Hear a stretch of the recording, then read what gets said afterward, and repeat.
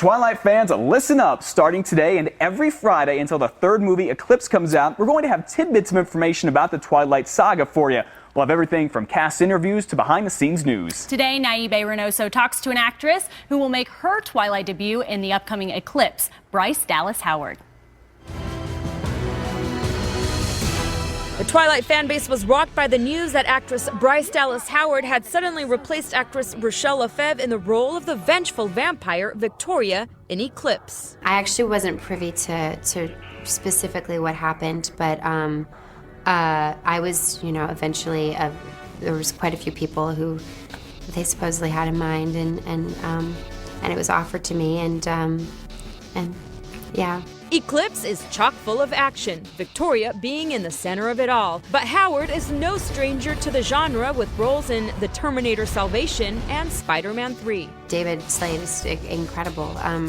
He's a really visual director, and he's, it's a very, I would say for me, it's the scariest book also out of the series, and David really understands that and understands how to terrify and create incredible adventures, and I think he was very well suited for this material. The Twilight cast bonded by their quick rise to fame together, but also received Howard with open arms. It's obviously a really touchy situation, but I felt really lucky for the support of the group of people who were working on it, and everyone just really cares so deeply about these stories and just doing their best. Bryce Dallas Howard is one of my favorite actresses. I've followed her work for a long time, ever since actually The Village. I just kind of always followed her career, and now I'm going to be working with her on Eclipse. So that's very interesting. It's kind of interesting how small of a world Hollywood can be sometimes. Right. It's such a wonderful series of books, and the people are so great, and I'm really looking forward to seeing Eclipse. I'm Naibe Reynoso for Hollywood Dailies.